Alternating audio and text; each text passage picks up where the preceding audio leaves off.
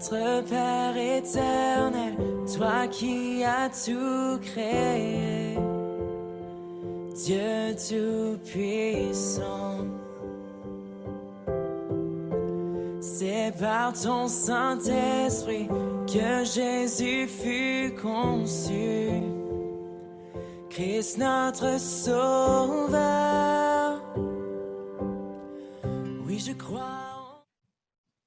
Seigneur mon Dieu, je veux vraiment te remercier pour cette journée, pour ce dimanche, Seigneur mon Dieu, pour la présence de chacun de nous, que ce soit en présentiel ou par le biais de la vidéo, Seigneur mon Dieu. Je te remercie parce que ce matin, Seigneur mon Dieu, il y a de nombreuses raisons de te remercier, Seigneur Jésus. Déjà d'être présent, Seigneur mon Dieu. Je veux te remercier parce que ce dimanche n'est pas un dimanche spécial, spécifiquement, Seigneur Jésus, parce que chaque dimanche passé avec toi, Seigneur Jésus, est un dimanche spécial, Seigneur Jésus. Et ce n'est pas le dimanche en soi, Seigneur Jésus, qui est spécial, Seigneur Jésus. Mais c'est la présence, Seigneur Jésus, de chacun d'entre nous, Seigneur mon Dieu. Chaque moment que nous passons ensemble, Seigneur mon Dieu, à te louer, Seigneur mon Dieu, à t'adorer, Seigneur mon Dieu, Seigneur Jésus. Alors vraiment, Seigneur Jésus, que nos cœurs se réjouissent ce matin, Seigneur Jésus, parce que nous voulons être à l'écoute de ton esprit, Seigneur Jésus, et parce que je suis convaincue, Seigneur mon Dieu, que tu vas parler, Seigneur Jésus, que tu vas nous permettre d'agir, Seigneur mon Dieu. Alors vraiment que ce matin, Seigneur mon Dieu, il n'y ait aucune gêne, Seigneur Jésus, que les langues se délient, Seigneur Jésus, que les cœurs, Seigneur Jésus, s'apaisent, Seigneur mon Dieu, parce qu'en ta présence, Seigneur Jésus, on ne peut être que bien, Seigneur mon Dieu. Je te remercie pour tout ce qui va se passer, Seigneur Jésus, pour toutes les bénédictions, Seigneur Jésus, qui vont être reçues, pour toutes les personnes, Seigneur Jésus, qui ont besoin de ce temps, Seigneur mon Dieu. Je te remercie parce que là où 2 ou 3 sont réunis, Seigneur Jésus, on le sait, Seigneur Jésus, ton esprit parle, Seigneur Jésus. Amen. Ton Tu es au esprit milieu de agit, nous, ton Seigneur. esprit Amen, guide, Seigneur amen, Jésus, et il est alléluia, présent, Jésus. Seigneur mon Dieu. Alors je veux Amen, tout Jésus. simplement te remercier, Seigneur Jésus, parce que c'est une grâce et un honneur, Seigneur Jésus, de pouvoir être présent pour te louer et t'adorer, Seigneur Jésus, comme tu le mérites, Seigneur mon Dieu. Alléluia. Alors merci pour ce temps, merci pour le déroulé de ce culte, Seigneur Jésus, Amen, et que amen, vraiment nous Jésus. nous laissions conduire par toi, Seigneur Jésus. Amen, Amen. Jésus. Amen. Ce matin, un chant s'élève, les yeux se tournent vers Jésus. Les yeux se tournent vers Jésus. Est-ce que tu veux tourner tes yeux vers Jésus ce matin? Est-ce que tu veux tourner ton attention, quelles que soient tes circonstances de joie ou de peine, de fardeau ou de réjouissance et de reconnaissance? Tournons nos yeux ce matin vers Jésus. C'est ce à quoi ce premier chant va nous inviter ensemble. Et ça fait tellement plaisir de voir de plus en plus de monde présent dans cette salle. Et j'espère aussi en ligne. On va honorer notre Dieu. Nos yeux se tournent vers Jésus. Quand les disciples étaient dans la tempête, ils ont regardé la tempête, ils ont paniqué. On a partagé ça hier avec le groupe de louanges. Ils ont tourné les yeux vers Jésus et tout a changé. Amen. Amen. Où est-ce que tu tournes ton regard? Vers la tempête, les circonstances ou vers Jésus-Christ qui peut tout? Amen. Tourne tes yeux vers Jésus ce matin. Et dans sa présence, nous retrouvons la force de vivre. Alléluia.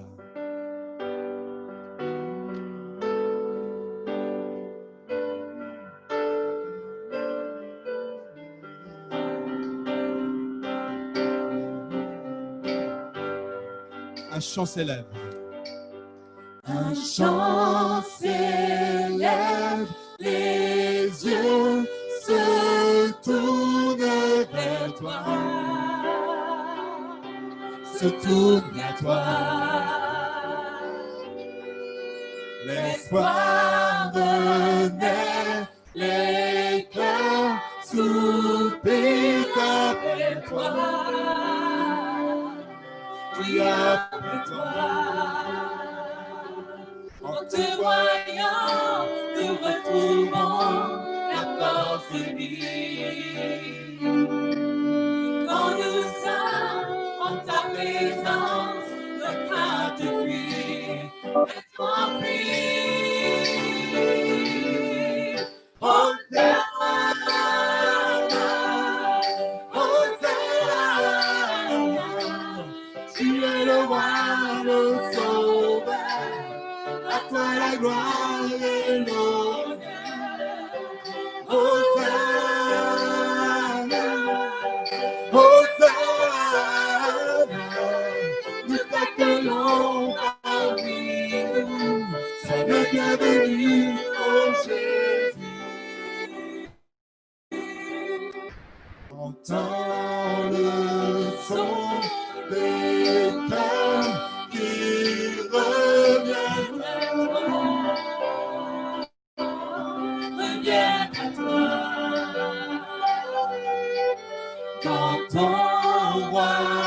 royaume, les vies brisées sont restaurées par ta grâce et par ton esprit. Sont restaurés. En te voyant, nous retrouvons la force de vie. Quand nous sommes en ta présence, nos craintes fuient, elles s'enfuient. Hosanna, Hosanna, tu es le roi, le sauveur, à toi la gloire et l'honneur. Hosanna, Hosanna, que t'accueillons parmi nous. Encore une fois, Hosanna, Hosanna, Hosanna, Hosanna, Hosanna, tu es le roi, le sauveur, à toi la gloire et l'honneur. Hosanna, Hosanna, nous t'accueillons parmi nous. Sois le bienvenu, oh Jésus. on peut taper les mains quand on est ici, chez soi. Et je pense que c'est bien qu'on soit aussi debout si on peut, si notre santé nous le permet. Amen. Tu es digne de gloire, Seigneur.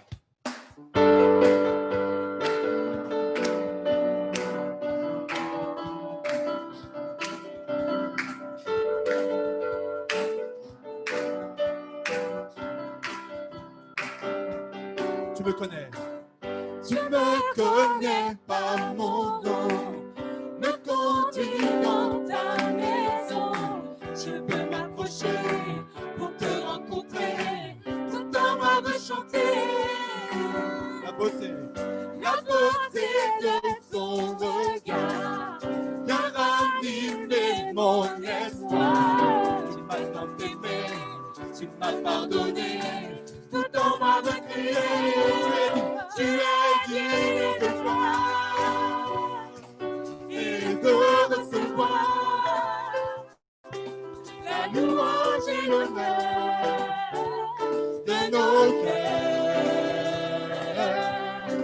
Tu es digne de gloire et de recevoir la louange et l'honneur de nos cœurs. Connais pas mon nom, me conduis dans ta maison. Je veux m'approcher pour te rencontrer, tout en moi veut chanter.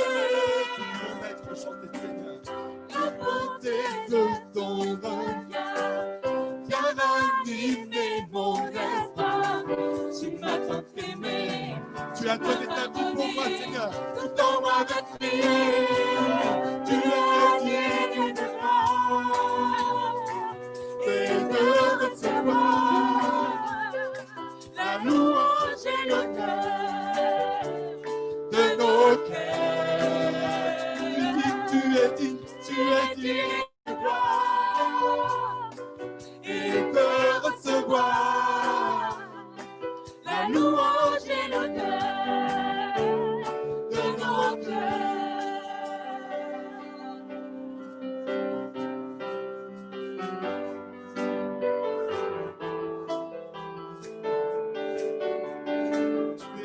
l'éternité, Seigneur. Nous voulons t'honorer ensemble. Dieu d'éternité. Dieu d'éternité, tu règnes à jamais. Yeah. Qui peut mesurer ton immensité? Yeah. Dieu d'éternité, tu règnes à jamais. Yeah. Qui peut mesurer ton immensité?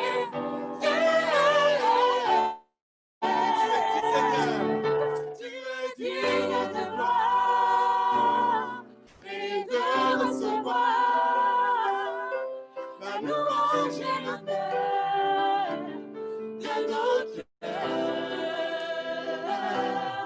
Tu es digne de gloire et de recevoir la louange et l'honneur de nos cœurs.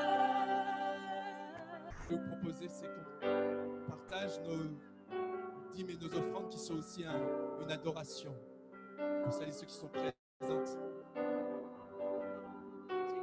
Et pour celles et ceux qui ne sont pas présentes, vous savez qu'il y a possibilité de faire des virements par Hello Asso. Que nous puissions vraiment donner avec cœur, comme le Seigneur aime. Jésus a regardé cette veuve, pas de petite, qui donnait de tout son cœur, de tout son nécessaire. Et c'est ça que le Seigneur regarde. Ce n'est pas le montant qu'il regarde, mais c'est ton cœur qui donne ta vie. Parce que ça, c'est l'adoration qu'il attend. Ce culte raisonnable dont il parle dans Romains 12.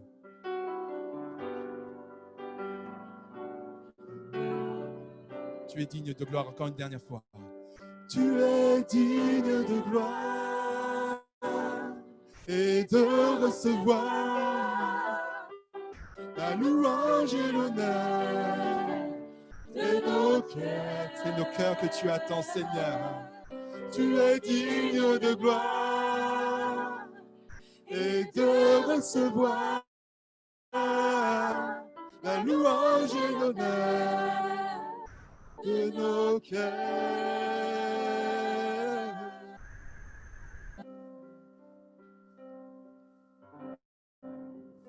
Alléluia. Alléluia. Nous allons honorer Jésus-Christ qui a tout donné, qui n'a pas retenu. Il aurait pu dire « je n'y vais pas ». Il y a eu certainement une lutte dans son âme, dans son esprit. Ce qu'il a dit à un moment à Jésus, au Père, non pas ma volonté, mais la tienne. Il a soumis sa volonté comme toi et moi nous soumettons. Nous apprenons chaque jour à soumettre notre volonté, notre chair à l'Esprit de Dieu. Il a dit, non pas ma volonté, mais la tienne. Et s'il ne l'avait pas fait, toi et moi, nous ne serions pas sauvés. Alors vraiment, merci Jésus-Christ de l'avoir fait. Merci d'avoir accepté de payer le prix. Thierry, c'est à toi pour la Sainte Seine. Alléluia, que le nom du Seigneur soit béni ce matin.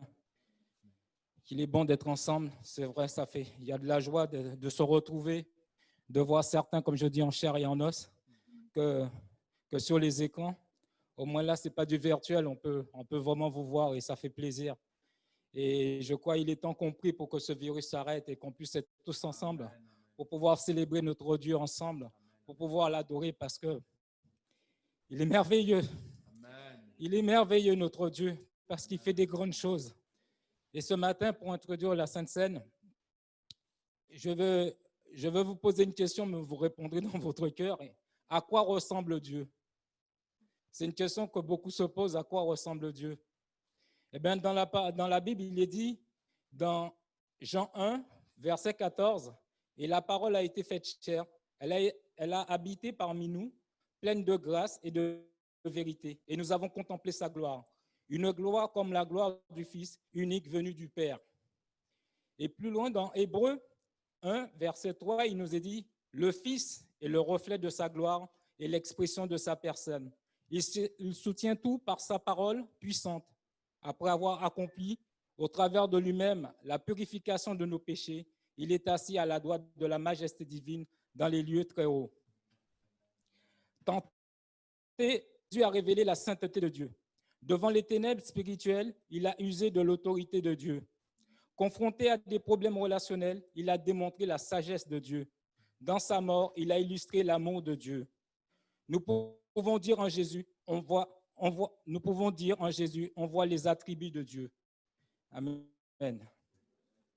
Alors ce matin, si vous êtes réconcilié avec Dieu, si vous êtes passé par les eaux du baptême, je vais vous demander de vous lever afin de passer avec le pain qui représente le corps du Seigneur.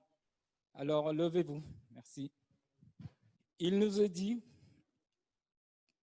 pendant qu'il mangeait, Jésus prit du pain et après avoir rendu grâce, il le rompit et il le leur donna en disant, « Prenez, ceci est mon corps. Ce lieu de ta présence, nous avons besoin de toi. Inonde ce lieu de ta présence, nous avons besoin de toi. Inonde, Seigneur. Inonde ce lieu de ta présence. Nous avons besoin de toi. Inonde ce lieu de ta présence.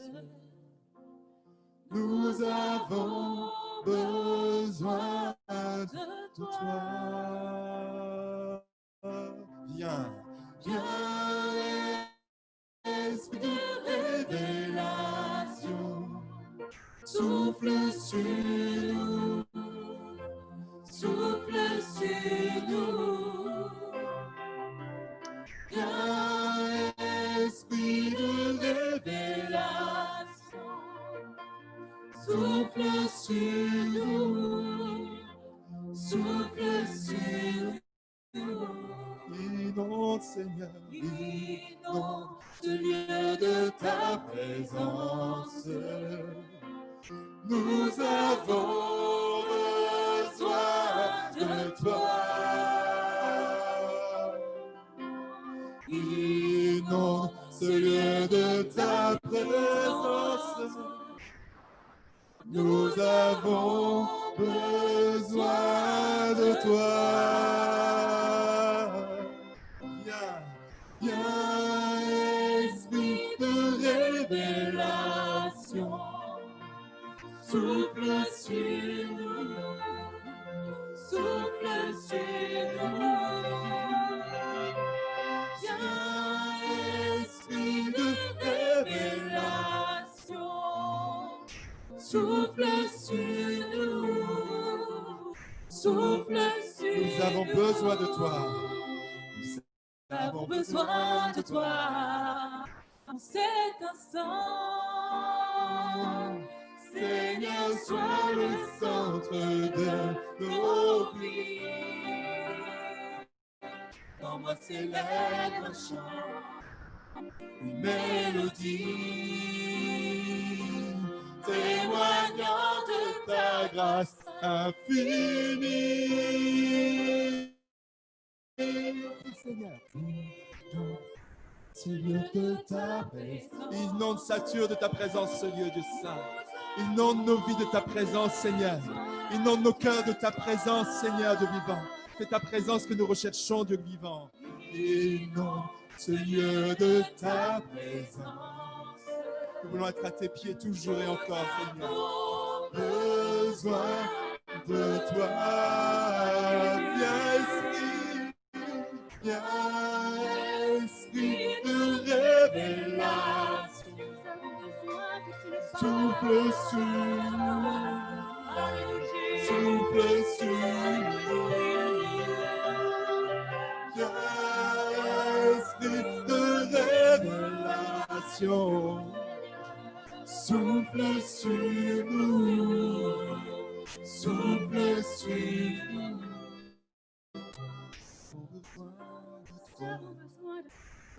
Cet instant, Seigneur, sois le centre. Ce n'est pas simplement une déclaration pour ce matin, Seigneur. Tu vois la vérité de nos cœurs, Seigneur. Tu vois la vérité de nos cœurs. Tu cherches des adorateurs en esprit et en vérité, Seigneur. Témoignons de ta grâce. Nous avons besoin de toi, Seigneur. Nous avons besoin de toi. Nous avons besoin de toi. Cet instant, Seigneur, sois le centre de nos vies. Comme un silence de chant, en cet instant, témoignant de ta grâce infinie.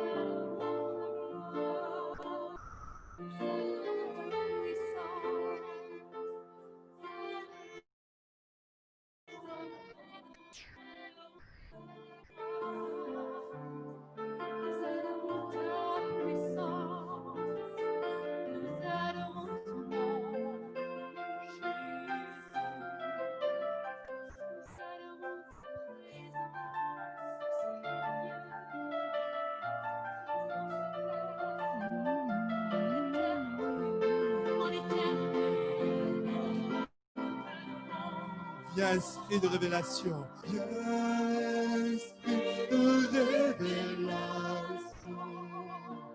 Souffle sur nous, souffle sur nous. Viens, esprit de révélation. Souffle sur nous, souffle sur nous. C'est vrai, nous faisons une sainte scène un peu spéciale, mais il est dit, il prit ensuite une coupe, et après avoir rendu grâce, il la leur donna, et ils en burent tous. Alléluia, Dieu saint, Dieu vivant. Je vous le dis en vérité, je ne boirai plus jamais du fruit de la vigne, jusqu'au jour où je le boirai dans le royaume de Dieu. Amen, Amen. Pendant ce temps, continuons à adorer notre amen, Dieu. amen. Continuons à l'élever parce que Alléluia. Dieu, notre Dieu, est digne. Parce que Jésus-Christ est digne, il a payé le prix pour nous. Que le Saint-Esprit souffle sur nous ce matin. Que vraiment le Saint-Esprit embrase nos cœurs. Parce que nous avons un Dieu puissant. Nous avons un Dieu ressuscité. Nous avons un Dieu qui cherche des adorateurs en esprit et en vérité. Alors adorons-le, c'est ce que Amen, Dieu cherche amen. en nous, des adorateurs. Amen, amen, Alors amen. soyons prêts à l'adorer, soyons prêts à l'élever, parce que Dieu est merveilleux, il est merveilleux. Jésus est merveilleux, mes frères et sœurs. Je manque de superlatifs, mais Dieu est bon. Dieu est bon en toutes circonstances. C'est vrai qu'on le dit quand tout va bien, mais même dans les épreuves, Dieu est là, Dieu est à nos Amen, côtés. amen, amen. Et Dieu nous demande de l'adorer. Dieu cherche des adorateurs. Nous sommes des sacrificateurs de louanges. Amen, Nous amen, sommes des amen. sacrificateurs, mes frères et sœurs. Alors, sacrifions, Amen, donnons amen, ce que Dieu a mis sur notre cœur ce Amen, matin. amen. Le Amen. fruit de louange qui célèbre ton nom, qui honore ton nom, Dieu saint. Amen. J'aimerais vraiment qu'on continue à honorer notre Dieu. Je pense que le Seigneur veut vraiment entendre les cœurs de chacune et de chacun. Peut-être qu'on pourrait passer le micro à ceux qui sont en salle, parce que sinon, je pense que les gens en ligne n'entendent rien du tout. Et vraiment, pour celles et ceux qui, vous savez, que depuis 3 mois, c'est comme ça qu'on fait. Si vous voulez vraiment prendre la parole, démutez-vous, vous retirez enfin, vous ouvrez votre micro, s'il vous plaît. La consigne, vous la connaissez, j'espère, depuis un petit moment. Mais vraiment, qu'on puisse faire des prières, que vraiment chacun puisse prier, élever sa voix, élever le nom de Dieu, mais courtement, s'il vous plaît, courtement, pour que le maximum puisse vraiment exprimer ce qu'il a sur le cœur, courtement, s'il vous plaît, pour que ce soit comme le Seigneur le demande. Il ne demande pas qu'on fasse des prières longues, il demande simplement des cœurs. Le reste, le Seigneur le connaît, on ne fait rien découvrir à Dieu.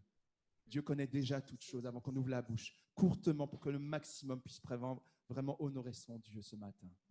Amen. Alléluia, Dieu saint. Alléluia.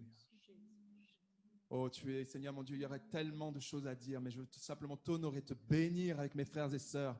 Tu nous dis, tu nous donnes il y a ce psaume qui dit je te célébrerai dans la grande assemblée, je te célébrerai avec mes frères et sœurs, je te célébrerai avec celles et ceux qui sont avec moi. Et je te bénis pour cette grâce de pouvoir t'honorer, te célébrer, élever ton nom. Seigneur, mon Dieu, l'hommage qui t'est dû, l'amour que j'ai pour toi ne dépend pas des circonstances. Il dépend de toi et tu es Dieu, tu es mon Dieu, tu m'as sauvé, tu as payé le prix, tu m'aimes, tu le montres à toutes celles et ceux qui sont autour de moi et bien plus encore, Seigneur, sur toute la surface de la terre. Alors je veux simplement te dire, je t'aime ce matin avec mes frères et sœurs. Amen. Alléluia, Dieu saint. Ce matin, Père éternel, à quel Amen, point, Seigneur, amen, tu es Dieu bon, saint. à quel point tu es merveilleux, Père éternel. C'est vrai que nous Amen. devons le proclamer ce Oui, matin Dieu encore, saint. comment notre Dieu, il est bon, comment il est fidèle, Seigneur, Amen.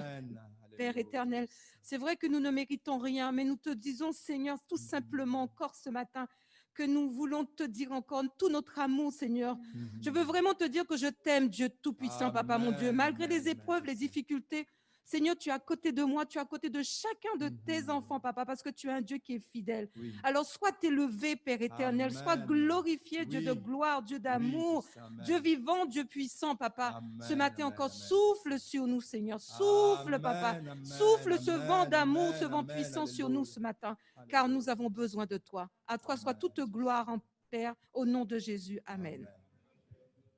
Merci Seigneur pour tes multiples grâces. Merci pour tes bontés. Merci pour ta miséricorde. Si je respire aujourd'hui, c'est grâce à toi. Si j'ai encore la possibilité d'ouvrir ma bouche, c'est grâce à toi.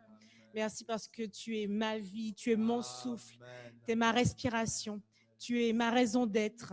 Si je peux espérer, si je peux continuer à marcher, si je peux continuer à espérer, c'est grâce à toi. Merci parce que tu m'as doté de tout ce que tu as imaginé, impossible à mon imagination, mon inconscient. Et ça, c'est grâce à toi uniquement.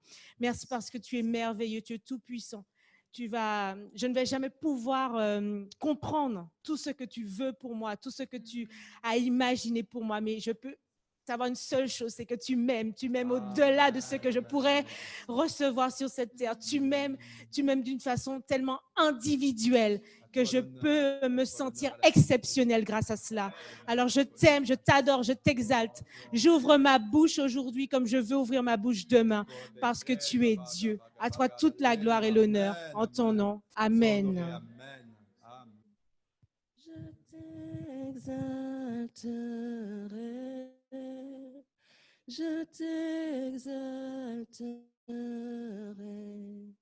Tu es mon Dieu, ma forteresse, mon seul abri, mon trésor est en toi. Ami et roi, élu de Dieu, tu es saint. Ma forteresse, mon seul abri, mon trésor est en toi. Ami et roi, élu de Dieu, tu es saint. Je t'exalterai,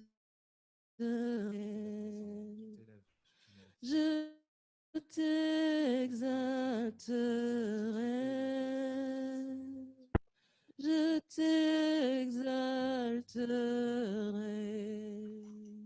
Tu es mon Dieu, je t'adorerai, je t'adorerai, je t'adorerai. Tu es mon Dieu. Merci Seigneur. Merci Seigneur. Merci pour ta sagesse Seigneur. Merci pour ta sagesse mon Dieu, qui est une folie à nos yeux, mais qui est tellement en fait. Tu nous dis Seigneur que t'offrir nos vies en sacrifice Seigneur, c'est un culte raisonnable Seigneur. C'est juste du bon sens Seigneur, de t'offrir nos vies Seigneur, c'est du bon sens Seigneur. Merci Seigneur. Merci Seigneur, merci Seigneur.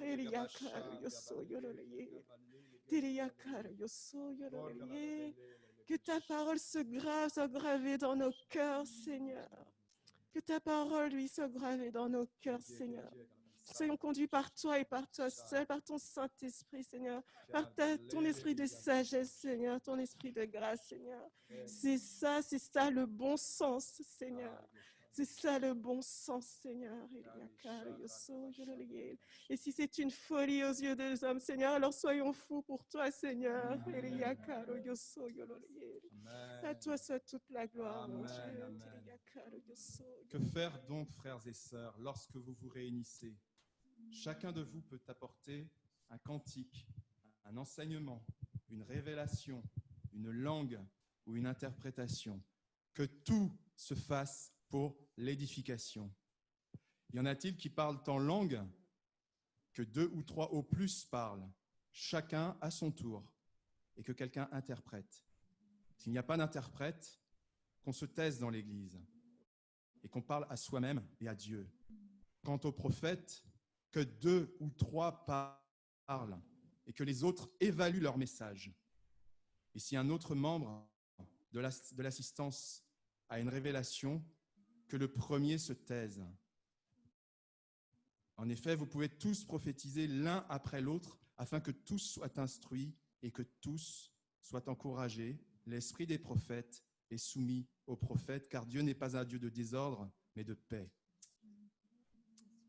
Alléluia. C'est ta parole, Seigneur Dieu Saint. C'est ta parole, Dieu glorieux. Alléluia. Merci. Merci. Merci Georges pour cette lecture. Mes amis, vous qui êtes connectés à Zoom, n'hésitez pas à activer votre micro, à partager votre prière. Nous sommes bénis par votre prière. Nous avons besoin aussi de votre prière pour être portés aussi dans l'adoration, dans la louange. Donc n'hésitez pas à prier à distance là où vous êtes. Nous vous entendons ici à Pontoise et nous sommes bénis par vos prières. Que le Seigneur vous bénisse et activez votre micro, priez à voix haute. Saisissez cette occasion par la foi de bénir tous ceux qui vous entourent par votre prière. Seigneur, pour ma part, je veux vraiment te remercier pour ta bienveillance. Je veux te remercier parce que tu es le Dieu qui pourvoit, Seigneur. Tu es celui qui rend les choses possibles. Tu es celui qui ordonne afin que tout soit mis en œuvre pour que les choses puissent s'accomplir. Tu es le Dieu fidèle sur qui on peut compter, Seigneur. Je vais dire ce matin, comme Job l'a dit, j'avais entendu parler de tes prodiges, de tes miracles, mais mes yeux ont vu. Seigneur, que tout honneur et toute gloire te reviennent, parce que ta parole est vérité. Tu es celui qui accomplit des choses que nous ne pouvons pas faire, des choses qui paraissent impossibles, tu les accomplis, Seigneur. Et l'autorité, le pouvoir que tu avais autrefois au temps des prophètes, tu l'as encore en ce jour, Seigneur. Tu ne changes pas, Seigneur. Ta puissance demeure la même, ton amour également, Seigneur. Et pour cela, je veux vraiment te dire merci, honorer ton saint nom, vraiment dire ta grandeur, ton autorité, Seigneur, et surtout ton amour et ta bienveillance. Que toute la gloire te revienne, Père éternel. Et c'est au nom de Jésus que je t'ai célébré ainsi, Père. Amen. Amen, amen, amen. Gloire à toi, Seigneur. Merci pour ces moments que tu nous donnes de pouvoir élever ton nom ensemble. Merci pour ces paroles qui ont été partagées, Seigneur. Merci parce que tu es un Dieu d'ordre. Et merci parce que tu nous donnes une manière de te révéler. Tu nous expliques comment toi, tu te révèles. Esprit de révélation, viens. Je te remercie, Seigneur, pour ces moments que tu nous donnes de partager les uns avec les autres. Tu vois la distance, tu vois, tu vois les problèmes qui peuvent, les barrières qui ont pu s'ériger, Seigneur. Mais toi, tu as créé des solutions. Et je te remercie parce que toi, tu donnes des solutions à chaque fois qu'il y a un problème. Tu es la solution, Seigneur. Je te remercie pour le don le plus précieux que tu aurais pu faire. C'est le don de ta vie sur la croix. Ce don du salut que tu nous as donné, Seigneur. Je te remercie parce que nous avons une espérance. Quand d'autres, Seigneur, se baladent dans la rue sans espoir, ils ne savent pas ce qui se passera après, Seigneur. Ils espèrent juste une chose, quoi. Ils savent juste une chose, c'est qu'ils vont mourir. Mais ils ne savent pas ce qui va se passer après. Mais nous avons un espoir. Tu nous as promis la vie éternelle. Merci, parce que nous voyons plus loin, nous pouvons voir plus loin, nous savons d'où nous venons. Nous savons que nous avons été arrachés de la boue du péché. Mais nous savons aussi que tu nous as lavés par ton sang. Tu nous as purifiés par ton sang. Merci Seigneur, parce que c'est toi qui peux faire tout ça. Merci parce que c'est toi seul qui peux promettre la vie éternelle. Tu es le seul Dieu qui vient chercher ce qui était perdu. Tu es le seul Dieu qui est en mission, Seigneur, et qui nous donne une mission. Seigneur, merci Seigneur, parce que nous sommes investis d'une mission par toi. Mais malgré cela, tu ne nous laisses pas seuls. Tu nous donnes ton esprit. Tu nous donnes ton esprit pour que nous soyons accompagnés par toi dans la mission que tu nous as donnée. Sois glorifié ce matin, sois béni, sois élevé dans le nom de Jésus. Amen. Nous sommes bénis par vos prières sur Zoom. Continuez à le faire. Vraiment, on vous entend très très bien ici à Pontoise et nous sommes encouragés et bénis et édifiés par vos prières. Continuez s'il vous plaît. Tel que je suis, je viens devant ta face, devant ton trône. Toi qui sens de mon cœur, mon Dieu, toi qui connais tout de moi, Seigneur mon Dieu, je viens encore prendre plaisir à t'adorer parce que c'est toi qui m'as choisi, prédestiné en Jésus-Christ, qui m'as racheté par le sang précieux de ton Fils bien-aimé. Seigneur, tel que je suis, je viens, Seigneur, pour t'adorer. Seigneur, te donner gloire avec tout ton peuple en ce matin. Seigneur, merci pour le don de ton esprit. Merci pour cette foi, Seigneur, mon Dieu, qui m'anime pour toi. Merci, mon Dieu, que nous soyons ce peuple racheté, ce peuple, mon Dieu, acquis en Jésus-Christ en ce matin, sur toute la surface de la terre, mon Dieu. Oui, pour te rendre gloire et louange en ce matin, éternel Dieu. Merci pour ta parole qui nourrit notre âme, qui nourrit notre foi. Merci pour ta parole qui nous sanctifie. Seigneur, sois encore élevé, sois encore glorifié pour tout ce que tu es, éternel Dieu Tout-Puissant. Merci pour ton esprit en nous. Merci pour cette sanctification par la présence de ton esprit. Seigneur, qui nous permet aussi de sanctifier, Seigneur, ton nom en nous. Seigneur, sois glorifié, sois élevé, sois magnifié au nom puissant de Jésus. Amen. Merci Seigneur. La parole de Dieu dit que nous avons été sauvés pour raconter les merveilles de Dieu. N'est-ce pas la vérité? Amen. C'est bon de pouvoir le faire. C'est une si grande bénédiction quand on le fait et quand on entend les autres le faire. Merci à vous tous qui avez élevé la voix. Ça demande de l'audace, un peu d'audace aussi, un peu de sortir de sa zone de confort. Que vous soyez ici à Pontoise ou que vous soyez ici sur Zoom. Merci d'avoir fait ce pas de foi pour nous parce que nous sommes bénis, nous sommes encouragés, nous sommes édifiés par cela. Et surtout que j'ai aussi été béni par la Sainte Seine qu'on a pu partager ce matin. Et puis aussi par les propos de Thierry, tu m'as encouragé par ce que tu as dit ce matin.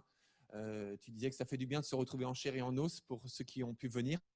Pour les autres, ça va venir. Ne vous inquiétez pas, c'est pour bientôt. Et après, j'ai été encouragé aussi lorsque tu as dit qu'il faut vraiment qu'on prie pour que ce virus disparaisse. Alors, on le fait, évidemment. On le sait tous, on le fait depuis le début. Et on ne le fait pas seulement pour notre confort, évidemment, ou pour faciliter les choses. Mais on le fait aussi en pensant à tous ceux qui sont impactés de près et de loin.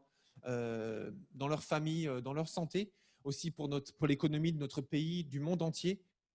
Donc, continuons à prier vraiment pour tous ceux qui sont impactés par cette maladie. On l'est tous d'ailleurs, plus ou moins indirectement ou directement.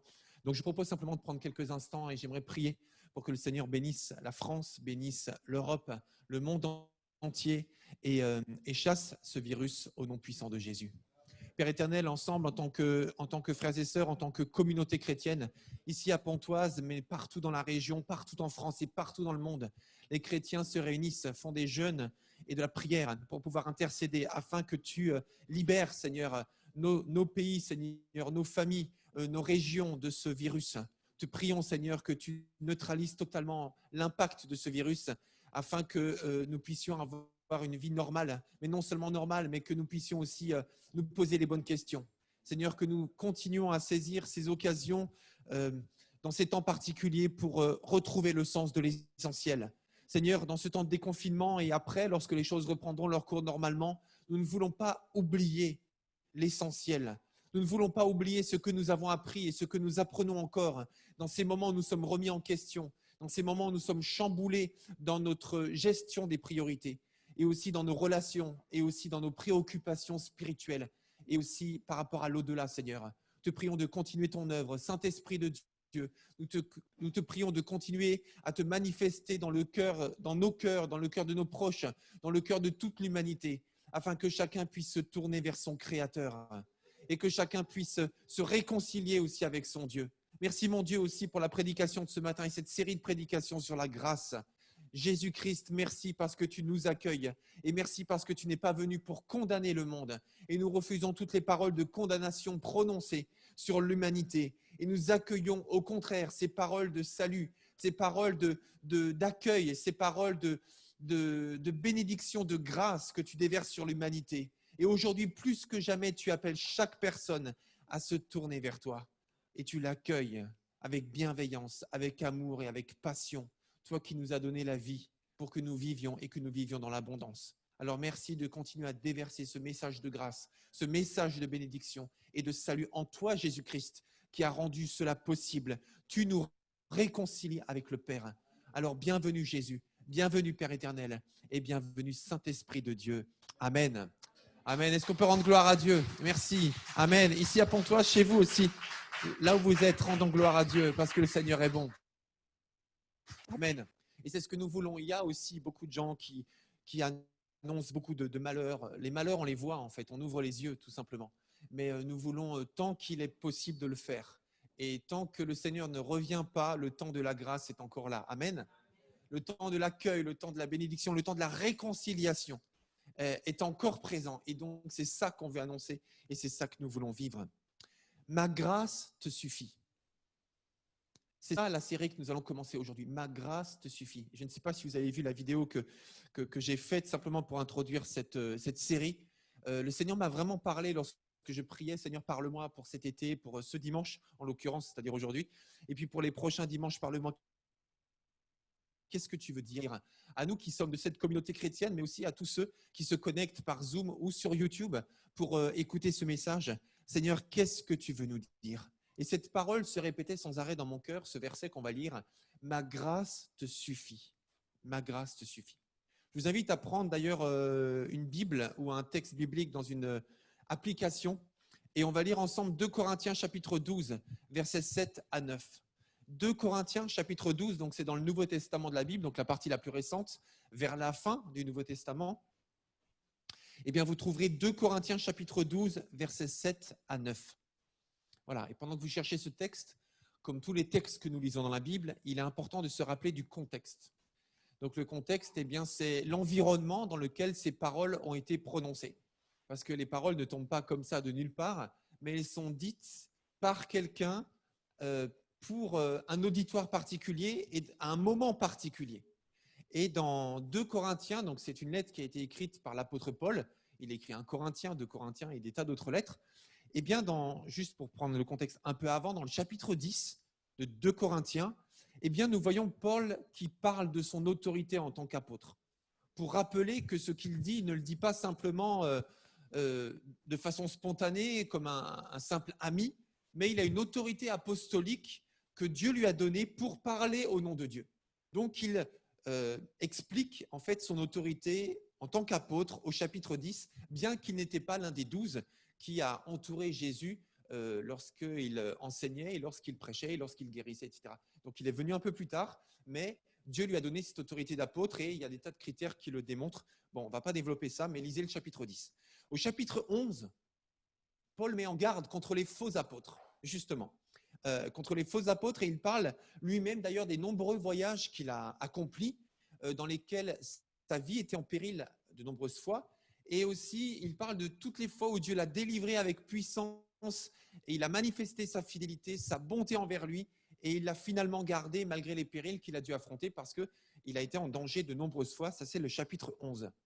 Et dans le chapitre 12, eh bien, il commence ce chapitre en racontant qu'il y a 14 ans, eh bien, il a connu quelqu'un qui est monté au ciel, au 3e ciel. Et monté au ciel, ça veut dire qu'en fait, il a vécu une sorte d'extase dans laquelle il a reçu des révélations surnaturelles de la part de Dieu. Et Dieu lui a dit des choses, lui a montré des choses, et il n'a pas trouvé les mots pour les décrire. Et en lisant cela, on peut un peu faire un parallèle avec l'apôtre Jean, qui a eu le même genre d'extase, et il a écrit, en fait, l'Apocalypse de Jean. Donc, c'est un peu le même genre d'expérience que cet homme a fait, et tous les théologiens sont d'accord de dire qu'en fait, l'apôtre Paul parle de lui-même. Il parle de lui à la 3e personne parce qu'il ne veut pas se mettre en avant, et le sujet de ses propos, ce n'est pas lui, mais c'est Dieu qui révèle, c'est Dieu qui annonce, c'est Dieu qui bénit, c'est Dieu qui se manifeste, c'est Dieu qui est présent et qui est très très proche de l'être humain. Donc en fait, l'apôtre Paul, sans aucun doute, parlait de lui-même et il raconte toutes ces révélations extraordinaires qu'il a reçues. Et on le sait, que quand on vit quelque chose de grand, de puissant, de profond, eh bien, il y a 2 attitudes souvent qui se manifestent en nous. D'un côté, c'est une profonde humilité, parce qu'on se sent tellement petit face à la grandeur de Dieu, à la sainteté de Dieu. Et en même temps, il y a cette tentation de s'enorgueillir et on se dit quand même, waouh, Dieu m'a choisi, quoi. Quand même, il m'a montré des choses, il m'a dit des choses, je dois être quelqu'un d'important pour que Dieu me choisisse. Donc, il y a parfois ces 2 attitudes un peu ambivalentes, même contradictoires, que l'on peut vivre en tant qu'être humain, lorsque le Seigneur nous révèle des choses qui dépassent le naturel, qui dépassent le raisonnable et même le rationnel. Et là, on arrive donc au verset 7. Et on va lire ces 3 versets, donc 7, 8 et 9. On entre directement dans la phrase.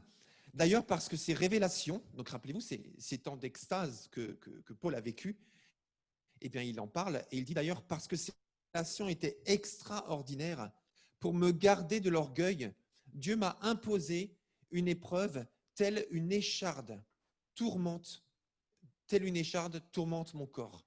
Elle me vient de Satan qui a été chargé de me frapper pour que je ne sois pas rempli d'orgueil. Au sujet de cette épreuve, j'ai prié par 3 fois le Seigneur de l'éloigner de moi. Mais il m'a répondu, ma grâce te suffit. C'est dans la faiblesse que ma puissance se manifeste pleinement. Ma grâce te suffit. Mes amis, après tout ce que l'apôtre Paul a vécu, après tout ce qu'il a compris de Dieu, et également après tout ce qu'il a prié pour être délivré de ce handicap, de cette souffrance, parce qu'il dit « tourmente mon corps ». Donc visiblement, c'était une souffrance physique qu'il avait.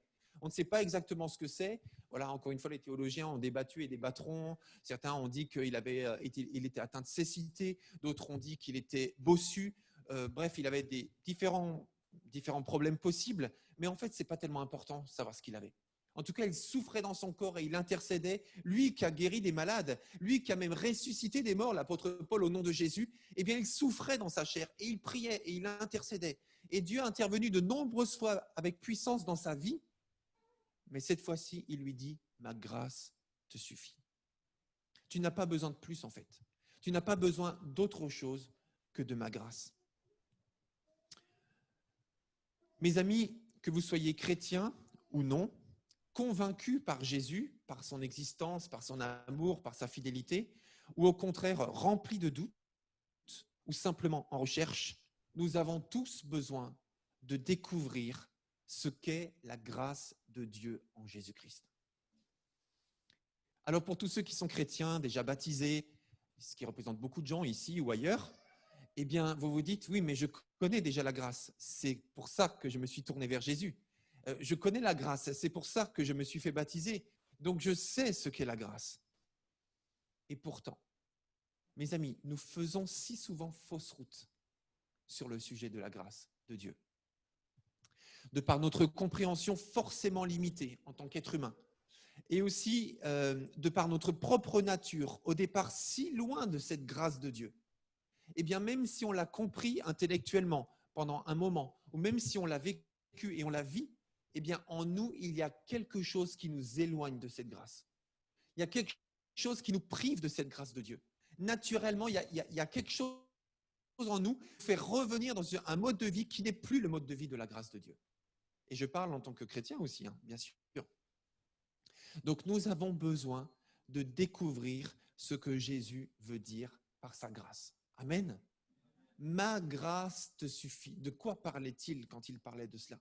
Et c'est ce que nous allons faire pendant plusieurs dimanches de cet été, donc pas tous les dimanches de cet été. On va commencer déjà aujourd'hui, on continue la semaine prochaine et puis on verra 3, c'est sûr, peut-être 4 dimanches. On va développer ce sujet parce qu'il y a tellement de facettes qui sont tellement fondamentales pour ta vie, pour la mienne. Et quand je dis fondamentale, ce n'est pas juste une connaissance qu'il est important d'avoir, mais je parle d'un mode de vie qu'il est important de s'approprier, d'un changement de mentalité qu'il est obligé d'avoir pour pouvoir vivre dans cette grâce de Dieu. Alléluia. Amen. Vous êtes toujours là? Amen. Je vous vois, je vous vois. Merci Seigneur. Alors, qu'est-ce qui est tellement grand? Qu'est-ce qui est tellement profond? Suffisant dans la grâce de Dieu, au point que Jésus a répondu à la prière de l'apôtre Paul en disant simplement « Ma grâce te suffit ». Ce sera ma seule réponse. C'est ce que Jésus a fait. La grâce de Dieu est grande, suffisante en elle-même, et pourtant, nous souhaitons si souvent mériter les faveurs de Dieu. Parce que quand on parle de la grâce de Dieu, donc je développerai plus la semaine prochaine, mais quand on parle de la grâce de Dieu, de quoi parle-t-on? Eh bien, on parle de sa générosité. On parle de son accueil inconditionnel. On parle de son amour, l'amour de Dieu qui est grand pour tout être humain. On parle du fait que Jésus a déjà payé le prix fort pour que toi et moi, nous puissions venir à lui au départ tels que nous sommes. Et nous pouvons venir tels que nous sommes parce que malgré nos défauts, malgré nos erreurs, malgré nos imperfections, malgré des fois la saleté de nos cœurs et de nos vies, eh bien, Jésus a versé son sang, il a donné sa vie pour que justement nous puissions venir tels que nous sommes. Ça ne veut pas dire qu'il faut rester tels que nous sommes, mais nous pouvons venir comme cela sans rien mériter. Et lui, Dieu, d'une façon souveraine, décide que tu es le bienvenu dans sa présence. Vous savez, c'est comme ça se fait plus trop depuis un bon nombre d'années maintenant, mais lorsqu'un président de la République française était nouvellement élu il y a un certain temps, eh bien, automatiquement, avec son élection, eh bien, il graciait un certain nombre de détenus en prison. Je ne sais pas, quelqu'un se rappelle de ça? Non? Ok, je ne sais pas si vous étiez en prison à ce moment-là ou pas, mais moi, j'y étais pas, mais en tout cas, comment? Jésus vous a délivré. Alléluia. Mais même ceux qui avaient des amendes, vous savez, il y avait un tas d'amendes, il y avait des gens qui gardaient leurs amendes sous le coude. Ils ne payaient pas, je reste dans la caméra, ils ne payaient pas les amendes volontairement parce qu'ils se disent quand le président va passer, il va effacer l'ardoise. Et c'était devenu une telle pratique qu'au bout d'un moment, le gouvernement a dit non, on ne peut plus continuer à faire ça parce que là, il y a vraiment de l'abus, quoi. Les gens, parfois même, profitent ou même volontairement commettent des délits, certains délits, en se disant quand le président va passer, il va me gracier. Mais en fait, la grâce, c'est quoi? La grâce, c'est la décision unilatérale de celui qui a le pouvoir de te remettre ta dette ou de te remettre ta faute. Et c'est lui qui décide. Ce n'est pas lié à toi, mais c'est lié à lui qui décide de façon, je répète, unilatérale. Eh bien, ta dette est remise, ta dette est effacée. Donc, ce n'est pas lié à toi. Au contraire même, si c'était lié à toi, eh bien, tu resterais avec ta dette. Et c'est vrai pour moi aussi, mais c'est lié à lui en fait. Ça veut dire que c'est lui qui décide que ta dette est remise et que ta faute est effacée. C'est ça la grâce. Et quand on parle de la grâce de Dieu en Jésus-Christ, eh bien, ça veut dire que c'est la décision unilatérale de Dieu, unilatérale, je répète, de nous remettre nos fautes, nos dettes, nos erreurs, nos péchés, etc. Et c'est pour cela que quelqu'un qui donne sa vie à Jésus-Christ, qui reconnaît ses péchés, ses fautes, eh bien, il peut dire, eh bien, maintenant, je sais que je passe vie éternelle avec Dieu. Quand je serai mort, j'irai au paradis. Et quand on le dit comme ça paraît quand même un peu prétentieux. Parce qu'on peut se dire, mais t'es qui, toi, pour dire, ben, moi, je suis sûr d'aller au paradis. Est-ce que tu es meilleur que les autres? Non, je ne suis pas meilleur que les autres. Je suis peut-être meilleur que certains, entre guillemets. Enfin, je parle de toi, de moi. On est tous meilleurs, entre guillemets, que certains, et pire que d'autres. C'est vrai ou c'est pas vrai? Si on devait se placer sur des critères purement terrestres, hein. Mais en même temps, on est suffisamment imparfait pour ne pas mériter d'être dans la présence du Dieu parfait qui ne tolère pas l'imperfection. Et c'est pour cela que je peux le dire, je passerai ma vie éternelle dans le paradis avec Dieu, non pas grâce à moi, mais c'est parce que Jésus a rendu cela possible, il a effacé toutes mes fautes. Amen. Et ça, c'est grand. En fait, mes amis, en solutionnant cela, nous avons solutionné un des plus gros problèmes de l'humanité qui est la peur de la mort. On peut discuter avec la plupart des gens autour de nous et à part les plus jeunes qui n'y pensent pas, on se sent immortel quand on est jeune, eh bien, en dehors de ça, eh bien, presque tout le monde a peur de la mort. Et il suffit que quelqu'un autour de nous décède, et particulièrement quand il n'est pas très vieux, pour que d'un seul coup, ça crée un stress, une angoisse en soi, en se disant, oui, mais et moi, je vais mourir, et si je mourais demain? Il y a la peur de la mort qui est naturelle chez l'être humain parce que c'est l'inconnu. En tout cas, c'est l'inconnu pour celui qui ne place pas sa foi en Jésus-Christ. Parce que pour celui qui le fait, Jésus s'est exprimé sur le sujet. Il a dit de nombreuses choses et Jésus a dit que celui qui croit en moi vivra même quand il sera mort. Et celui qui croit en moi ne mourra jamais. Et il ne parle pas de la mort physique parce que tout le monde connaîtra la mort physique, en tout cas, sauf quand Jésus reviendra et ceux qui croient en lui seront enlevés. Bon, je ne vais pas développer ça ce matin. Mais sinon, on connaîtra tous la mort physique. Mais Jésus ne parlait pas de cette mort-là quand il dit il ne mourra jamais, mais il parle de la deuxième mort. Et la deuxième mort, en fait, c'est la séparation éternelle d'avec Dieu, que la Bible appelle aussi l'enfer.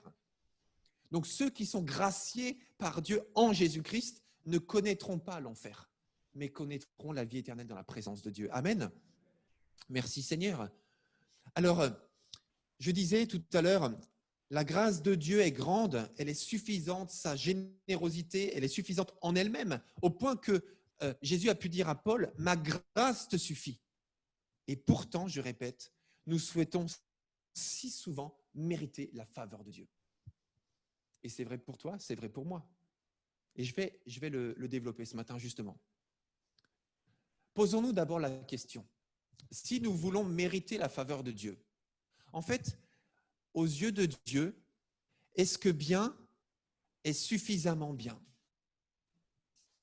Est-ce qu'aux yeux de Dieu, Patrick, merci. Est-ce qu'aux yeux de Dieu, est-ce que bien est suffisamment bien? Est-ce que le bien que nous faisons sera suffisant aux yeux de Dieu pour nous dire, bienvenue mon ami, je t'attendais, eh bien je suis content que tu aies gagné par tes efforts le droit d'avoir ta place à mes côtés au paradis? Est-ce que le bien que nous faisons, est-ce que le bien que nous sommes sera suffisamment bien devant Dieu? Dans Hébreux chapitre 12, verset 14, j'allais dire l'apôtre Paul, c'est un réflexe. En tout cas, l'auteur des Hébreux a dit « Faites tous vos efforts ». Faites tous vos efforts. D'autres traductions disent « Faites tout votre possible ». Donc, faites tous vos efforts pour être en paix avec tout le monde. Et des fois, ça demande des efforts, n'est-ce pas? J'ai entendu des amen là. Ça, c'est vrai que des fois, ça demande des efforts pour être en paix avec tout le monde. C'est vrai. Mais rassurez-vous, ça demande aussi des efforts aux autres pour être en paix avec nous. Il n'y a pas trop de amen là, par contre. Hein? Non, on ne pense pas que c'est vrai, ça, par contre. Vos efforts pour être en paix avec tout le monde et pour mener une vie de plus en plus sainte, sans laquelle nul ne verra le Seigneur. Et ça, je le développerai ultérieurement, pas aujourd'hui, mais la Bible dit quand même clairement que nous devons mettre toute notre énergie, faire tous nos efforts pour mener une vie de plus en plus sainte. Ça veut dire que la transformation, la purification est aussi le résultat de nos efforts. Oui, c'est vrai ou c'est pas vrai? Ça veut dire que pour progresser, pour s'améliorer, pour se purifier, c'est d'abord l'œuvre de Dieu, celui qui est appelé le potier, le sculpteur. C'est l'œuvre du Saint-Esprit dans le cœur de l'être humain, mais c'est aussi le résultat de nos efforts. Donc, on doit être conscient et aussi mettre toute notre énergie pour mener une vie de plus en plus sainte. Et la Bible est très, très claire là-dessus, mais encore une fois, je ne vais pas développer ce matin. Et je veux quand même dire aussi que de mener une vie juste, une vie droite, une vie honnête, une vie intègre, une vie qui plaît à Dieu, doit être notre objectif numéro 1. C'est vrai ou c'est pas vrai? Notre objectif numéro 1. Amen. Cependant, la recherche de cette sainteté doit être ancrée dans la grâce de Dieu. Parce que si jamais nous voulons vivre une vie juste, droite, honnête, intègre, qui plaît à Dieu par nos seuls efforts, non seulement on n'y arrivera pas, mais en plus on va devenir tellement dur envers nous-mêmes, tellement intransigeant, tellement brutal envers nous-mêmes, tellement intransigeant envers les autres. On sera tellement, on va en parler dans quelques minutes, tellement dans la comparaison en se disant ça c'est bien, ça c'est mal, lui il est bien, lui il est mal. Aujourd'hui j'ai réussi, aujourd'hui j'ai raté, aujourd'hui je suis bon, aujourd'hui je suis mauvais.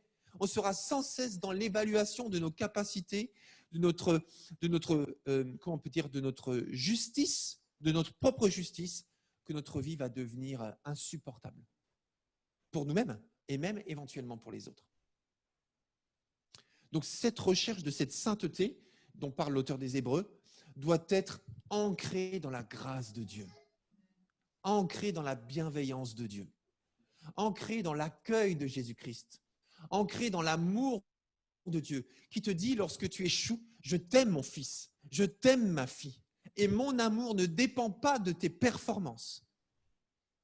Ça fait du bien, n'est-ce pas? Ça fait tellement de bien. Alléluia. Ça fait tellement de bien de savoir que notre Dieu n'est pas en train de nous mettre des notes constamment, qu'il n'est pas sans arrêt en train de chercher la petite bête en nous. Vous savez, il y a un verset dans les psaumes aussi qui dit que nous ne sommes que poussière. Et Dieu le sait bien. Ça ne veut pas dire que perdu pour perdu, allons-y, fonçons. L'apôtre Paul dira tout m'est permis, mais tout m'est pas utile. Donc on n'est pas là pour abuser de notre liberté et faire et transgresser tout ce qui déplaît à Dieu. Au contraire, nous voulons faire tous nos efforts pour mener une vie de plus en plus sainte, mais ancrée et baignée dans la grâce de Dieu, pour nous-mêmes et pour tous ceux qui nous entourent. Alléluia. Beaucoup de gens pensent à tort que la grâce de Dieu et la recherche énergique de la sainteté ne sont pas compatibles. Et c'est pour ça souvent que dans nos pensées ou parfois dans nos milieux, eh bien, on peut avoir les deux extrêmes. Certains qui sont hyper rigides dans la recherche de la sainteté, dans la vision de l'excellence, de la quête de la perfection, et d'autres qui sont au contraire hyper détendus, hyper cool, nonchalants, laxistes. Mais il n'y a pas de problème. Mais de toute façon, Dieu nous aime de toute façon. Mais détends-toi, c'est pas grave. Rien n'est jamais grave pour eux en fait. Rien n'est jamais important. Rien n'est jamais un problème pour cet extrême. Et pour d'autres, tout est grave en fait. Tout est sérieux. Tout est important. Tout prend des proportions. Et des fois, on a l'impression qu'on ne peut pas associer la grâce de Dieu avec la recherche énergique de la sainteté. Et pourtant, la grâce de Dieu et la discipline personnelle avancent main dans la main. Je répète, la grâce de Dieu et la discipline personnelle avancent main dans la main. Beaucoup de chrétiens ne comprennent pas ce que signifie vivre par la grâce dans leur vie quotidienne et saisissent encore moins la différence qu'il y a entre la grâce de Dieu et la discipline personnelle. J'aimerais vous parler de deux journées complètement différentes. Une bonne journée et une mauvaise journée. Alors, une bonne journée. Là, je m'adresse en particulier à ceux qui sont chrétiens et à ceux qui veulent mettre en pratique tous les principes de la Bible et tous les principes divins dans leur vie quotidienne. Alors, une bonne journée, c'est comment? Une bonne journée commence par le réveil qui sonne. Bon, c'est la vie, hein, c'est juste une journée normale. Donc, le réveil sonne. On l'entend, on l'éteint, on se lève. On est bien, on est frais, on est dispo. On se dit, ah, voilà une belle journée. Merci Seigneur pour cette journée qui démarre. On prend la Bible.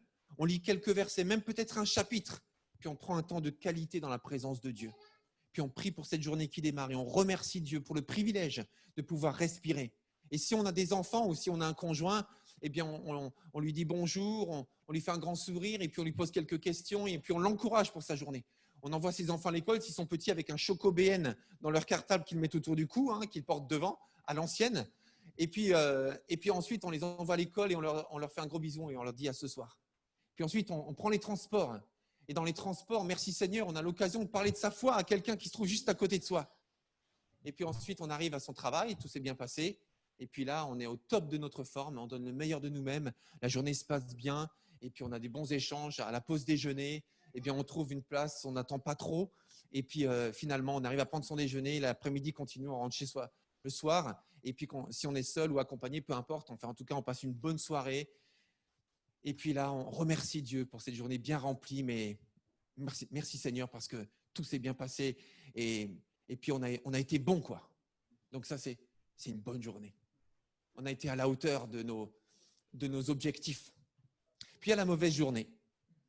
La mauvaise journée, le réveil sonne et puis on ne l'entend pas. Et puis on se rendort. Et puis si on est malin, on a mis 2 fois, 3 fois la même sonnerie pour être sûr quand même à 5 minutes d'intervalle. Et au bout de la 3e fois, on l'éteint et on se rend compte qu'on est en retard. Et là, on court, on n'a pas le temps d'avaler son petit déjeuner, on se coiffe rapidement, on se jette dans les transports, on se prend un peu la tête avec son conjoint quand même parce qu'on est énervé, avec ses enfants si on en a. Et puis ensuite, on court dans les transports, finalement, on rate le premier train, on prend le 2e, et puis là, il n'y a pas de place pour s'asseoir. Et puis finalement, on se précipite à son travail, et puis là, il y a un collègue qui nous prend la tête. Et puis, on lui répond mal. Et puis, il nous énerve. Et puis, on se fâche contre lui. Et puis, ensuite, au passage, le chef aussi nous a énervés. Donc, on parle avec un collègue et on lui dit, franchement, là, il exagère. Franchement, c'est n'importe quoi. Quand je pense, à chaque fois que je pense à lui, il m'énerve. Et puis, ensuite, la journée se passe. On rentre chez soi le soir. Et puis, nos enfants ont fait des bêtises, si on a des enfants. Puis, notre conjoint nous dit, ah, au fait, un tel, il a fait ceci, un tel, il a fait cela. Donc, je compte sur toi pour remettre les pendules à l'heure. Donc là, on vient d'arriver, on doit régler ses problèmes avec les enfants qu'on n'a pas vus de la journée. Ça n'existe pas, hein, c'est virtuel ce que je raconte. Hein. Et finalement, on règle ces problèmes-là, mais ça n'a pas été assez bien fait. Donc son conjoint nous fait des reproches. Et puis finalement, on se couche en train de bouder dans son lit. Et puis là, on se dit, on est vraiment petit. On est vraiment nul. En fait, Seigneur, comment tu peux m'aimer ? Et on prie même pas avant de s'endormir parce qu'on se sent misérable. Et on ne se sent même pas le droit de s'adresser à Dieu parce que ça a été une mauvaise journée et on a été mauvais. Et souvent, c'est comme ça qu'on s'évalue en fait. Bonne journée, je mérite la bénédiction de Dieu. Je mérite la faveur de Dieu. J'ai été bon. J'ai eu un culte personnel. J'ai lu la Bible. J'ai parlé de lui. Je suis bon. Merci Seigneur parce que tu m'aimes. Seigneur, c'est bien. Je peux te demander parce que tu vas me bénir, parce que je suis bon, parce que je suis bien. Une mauvaise journée, j'ose même pas demander des choses à Dieu. J'ose même pas des fois lui demander pardon encore une fois pour la même chose parce que j'estime que j'ai été mauvais, je suis misérable, je suis pitoyable et je ne mérite pas la bénédiction de Dieu. Donc c'est marrant parce que certains jours, je pense que je mérite la bénédiction de Dieu et d'autres jours, je pense que je ne mérite pas la bénédiction de Dieu. Et ça, c'est assez courant dans nos vies. Et ça démontre que nous ne vivons pas dans la grâce. Tout simplement. Je le dis un peu crûment, je veux dire, histoire de secouer un petit peu, mais ça démontre ça. Ça veut dire que lorsque je suis bon, je mérite. Lorsque je ne suis pas bon, je ne mérite pas. Mais où est la souveraineté de Dieu dans l'histoire ? Où est la générosité de Dieu dans l'histoire ? Ça veut dire qu'en fait, eh bien, je gagne ou je perds la faveur de Dieu. Mais mes amis, ce n'est pas ça la grâce. Alors imaginez qu'en fin de journée, dans le train retour, si vous prenez le RER ou le métro, imaginez que dans le train retour, en fin de la première journée, la bonne journée, eh bien quelqu'un vous pose des questions sur Dieu. Imaginons comme ça, vous lisez la Bible dans le train et puis quelqu'un vous pose des questions sur Dieu. Eh bien là, lors de la bonne journée, eh bien vous êtes heureux de lui parler de votre foi. Dans la deuxième journée, si au retour le soir, quelqu'un vous pose des questions sur Dieu, vous n'osez pas lui répondre. Parce que vous vous sentez indigne de partager votre foi. Bonne journée, mauvaise journée. Je mérite les faveurs de Dieu, je ne mérite pas les faveurs de Dieu. Est-ce qu'il y a un peu quelque chose de vrai dans ce que je dis ou vraiment c'est totalement hypothétique, virtuel et je parle de gens qui n'existent pas ailleurs qu'ailleurs? Non, il y a quelque chose de vrai. Bon, certains ont levé la main, d'autres se cachent derrière leur masque. Très bien. Pas de problème. Ça sert à ça les masques aussi. Donc, merci Seigneur pour les masques. Merci Seigneur pour les masques. Par contre, ok, c'est bon. Non, c'est tout. Est-ce que Dieu va vous bénir et vous utiliser au beau milieu d'une journée plutôt mauvaise spirituellement? Mes amis, j'ai une bonne nouvelle. Parce que n'oubliez pas que évangile, ça signifie bonne nouvelle. Et vivre dans l'évangile, ça veut dire vivre dans la bonne nouvelle. Accueillir l'évangile, ça veut dire accueillir la bonne nouvelle.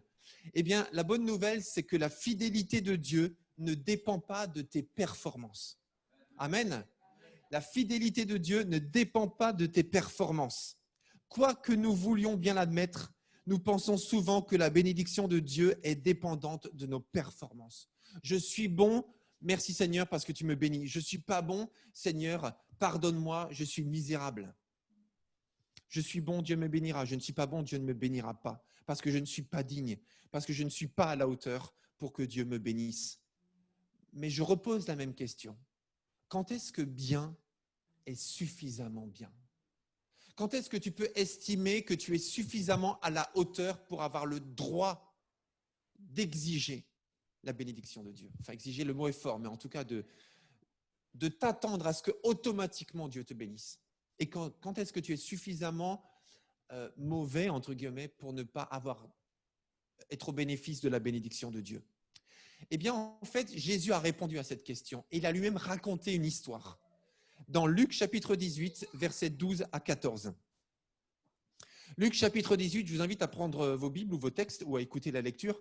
Dans Luc 18, versets 10 à 14, parce que Jésus a exactement posé cette situation. Bonne journée, mauvaise journée. Quelqu'un de méritoire, quelqu'un de digne et quelqu'un d'indigne. Luc 18, versets 10 à 14.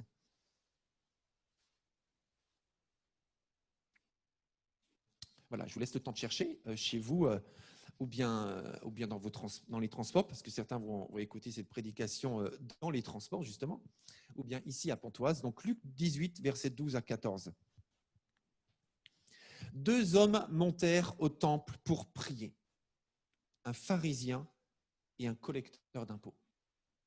Le pharisien, donc dans le texte, le pharisien, c'est le gentil. Le collecteur d'impôts, c'est le méchant. Je dis ça pour ceux qui ne connaissent pas du tout ce genre de contexte, mais le pharisien, c'est le gentil et le collecteur d'impôts, c'est le méchant. C'est peut-être ce que vous pensez aussi du collecteur d'impôts, en tout cas du percepteur d'impôts, mais sachez qu'il est gentil lui aussi, il fait son travail, c'est tout. Donc le pharisien debout faisait intérieurement cette prière. Oh Dieu, je te remercie de ne pas être avare, de ne pas être malhonnête et adultère comme les autres hommes, et en particulier comme ce collecteur d'impôts là-bas. Moi, je jeûne 2 jours par semaine. Je donne 10% de tous mes revenus. Le collecteur d'impôts se tenait dans un coin retiré et n'osait même pas lever les yeux au ciel, mais il se frappait la poitrine et murmurait « Ô Dieu, aie pitié du pécheur que je suis ». Et là, Jésus termine en disant « Je vous l'assure, c'est ce dernier, et non pas l'autre, qui est rentré chez lui, déclaré juste par Dieu. Car celui qui s'élève sera abaissé, et celui qui s'abaisse sera élevé. » Quand est-ce que bien est suffisamment bien? Cette situation que Jésus a décrite est édifiante. D'un côté, nous avons le pharisien et de l'autre côté, le collecteur d'impôts. Alors, pour ceux qui ne connaissent pas, le pharisien, c'est le religieux par excellence. C'est celui qui connaît les textes religieux de Dieu et puis qui a une vie personnelle très rigoureuse. En fait, il vise l'excellence religieuse par ses propres forces. Et c'est pour ça, en fait, on le voit ici, il fait beaucoup de bonnes choses. De tout ce qu'il fait, il n'y a rien qui est condamnable. Ça veut dire qu'il dit « je ne suis pas avare », c'est une qualité quand même d'être généreux, n'est-ce pas? Et Dieu bénit la générosité. Et il nous demande la générosité. Donc, Dieu approuve cela. Je ne suis pas malhonnête, c'est la volonté de Dieu qu'on ne soit pas malhonnête. Je ne suis pas adultère, l'adultère est condamné par Dieu.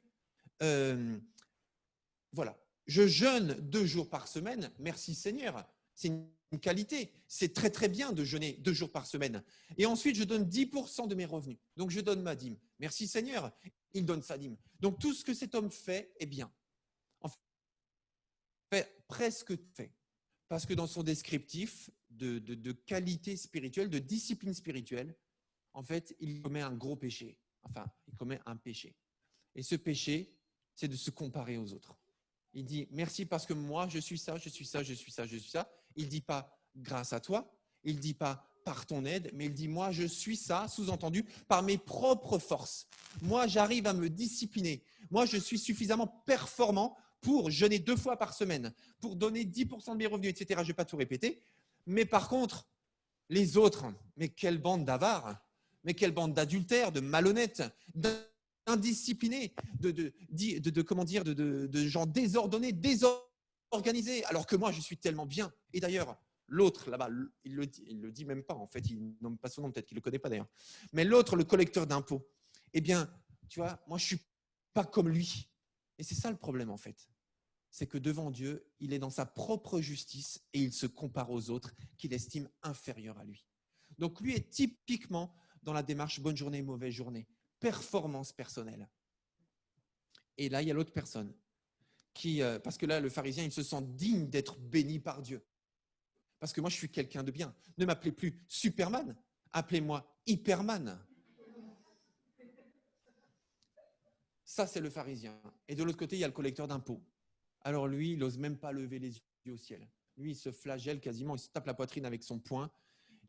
Et lui, il ne se compare pas aux autres. Vous avez remarqué? Il ne dit pas « je suis inférieur à lui ». Il ne cherche pas d'autres gens de qui se sent meilleur, mais il est entre lui et Dieu. Il s'adresse à Dieu. Et face à Dieu, il est conscient que bien n'est pas suffisamment bien. Donc, il se met face à la personne de Dieu, à la sainteté de Dieu, et il réalise qu'il n'est pas à la hauteur de Dieu. Et pour cela, il demande la grâce de Dieu. Pardonne-moi, Seigneur, j'ai besoin de ta grâce. Parce que si tu ne me gracies pas, je n'ai aucune chance devant toi. Alléluia. Et le Seigneur dit, devinez, lequel des deux est rentré justifié chez lui? C'est le deuxième, évidemment. Et pourtant, le premier était bon au niveau humain, au niveau terrestre. Question. Que devons-nous faire lorsque nous avons passé une mauvaise journée, spirituellement parlant? Quand nous avons l'impression d'avoir fait de travers et que nous nous sentons coupables? Comment faire pour nous approcher de Dieu lors d'une mauvaise journée? Eh bien, tout d'abord, nous devons revenir à Jésus. Nous devons revenir à Jésus qui a déjà tout accompli pour que nos fautes soient pardonnées. Donc, lorsqu'on se sent petit, lorsqu'on se sent misérable, ne restons pas éloignés de Jésus. N'ayons pas peur de lui parler, n'ayons pas peur de venir à lui, n'ayons pas peur de venir dans une église telle que nous sommes, parce que c'est tel que nous sommes qu'il nous accepte. Et on ne pourra jamais être gracié si on ne se présente pas à Dieu avec notre dette. Amen. Donc, après notre mauvaise journée, eh bien, venons simplement à Dieu tel que nous sommes. D'ailleurs, 1 Pierre, chapitre 2, verset 24 dit « Il a pris nos péchés sur lui et les a portés dans son corps sur la croix, afin qu'étant morts pour le péché, nous menions une vie juste. » Oui, c'est par ses blessures que nous avons été guéris. Ça veut dire qu'il a déjà fait ce qu'il fallait. Donc, en venant à lui avec nos dettes, avec nos fautes, avec notre mauvais comportement, eh bien, lui, il efface notre dette et nous recevons sa grâce à la place. Amen. Donc ça, c'est la première chose à faire. La deuxième chose à faire, eh bien, c'est de nous approprier par l'action purificatrice que Jésus a accomplie en donnant sa vie à notre place, pardon. Ça veut dire accueillir maintenant le pardon de Dieu. Dans Hébreux 9, 14, il est dit que le Christ s'est offert lui-même à Dieu sous la conduite de l'Esprit éternel comme une victime sans défaut. À combien plus forte raison, par conséquent, son sang purifiera-t-il notre conscience des œuvres qui mènent à la mort, afin que nous servions le Dieu vivant. En fait, ce qu'il faut comprendre, c'est que Dieu n'est pas un Dieu ignorant du mal.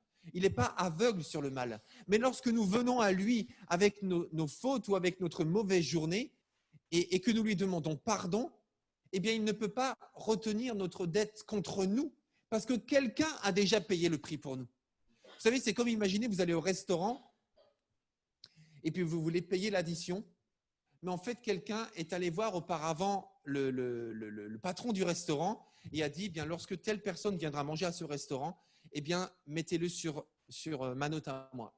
Et en fait, on nous a déjà offert cela, Annie et moi. Vous savez, c'est un peu les Wonderbox, sauf que les Wonderbox, des fois, c'est un peu compliqué à gérer.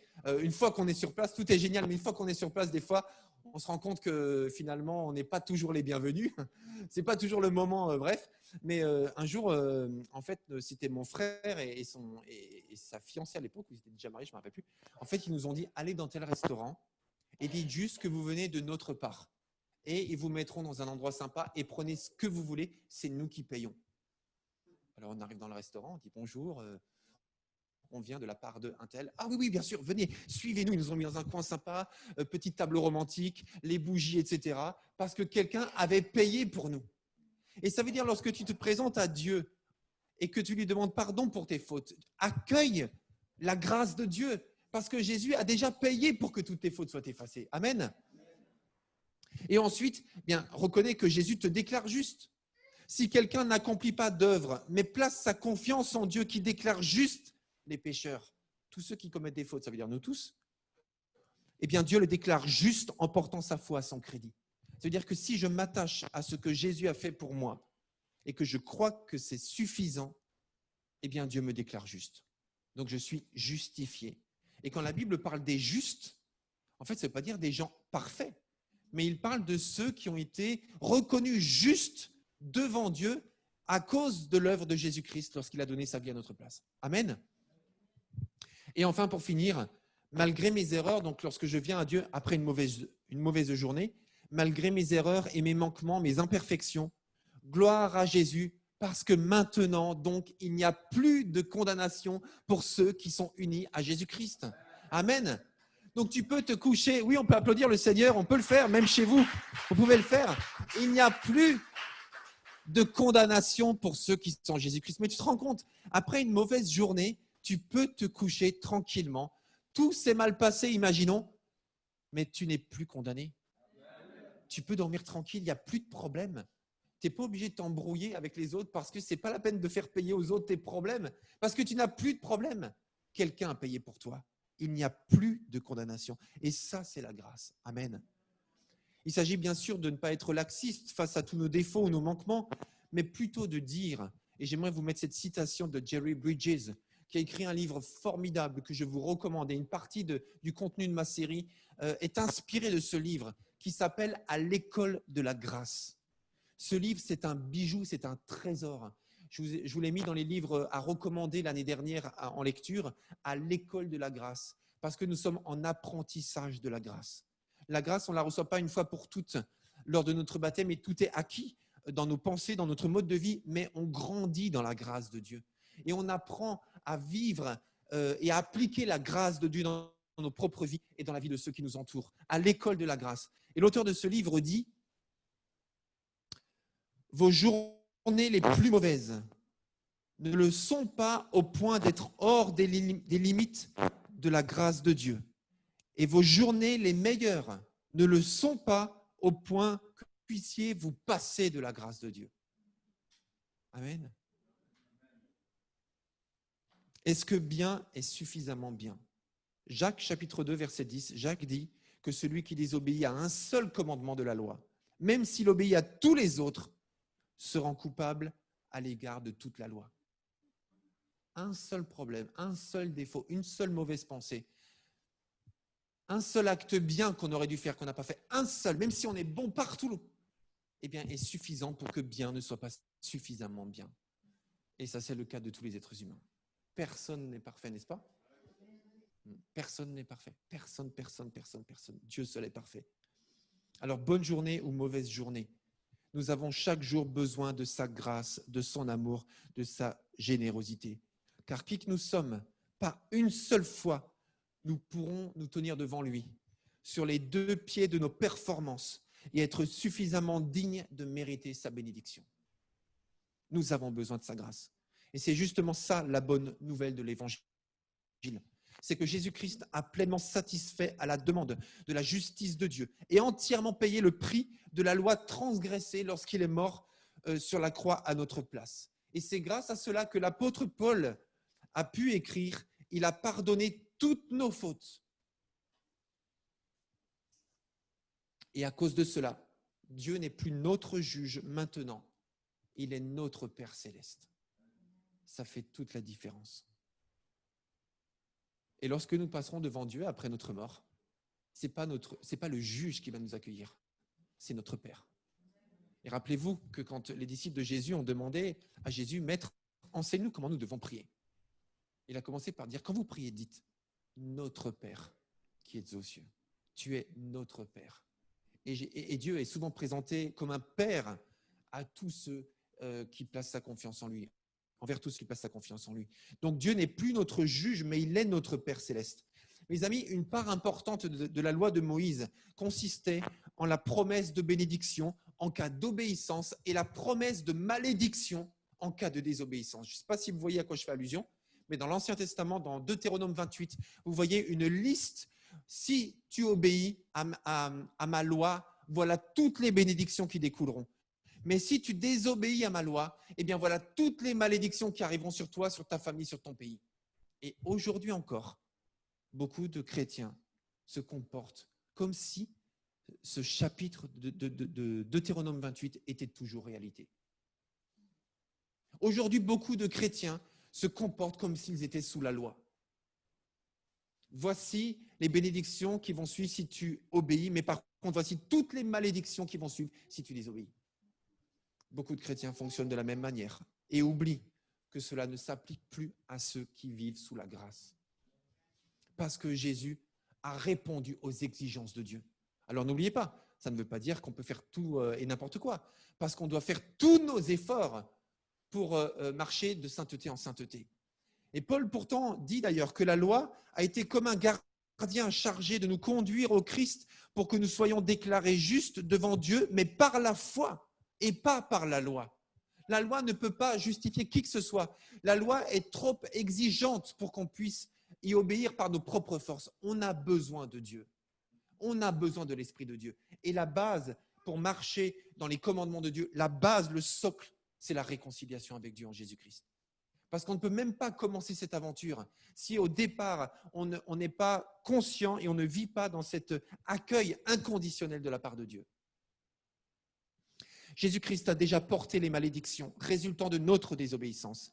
Et il a déjà mérité pour nous les bénédictions issues de notre obéissance.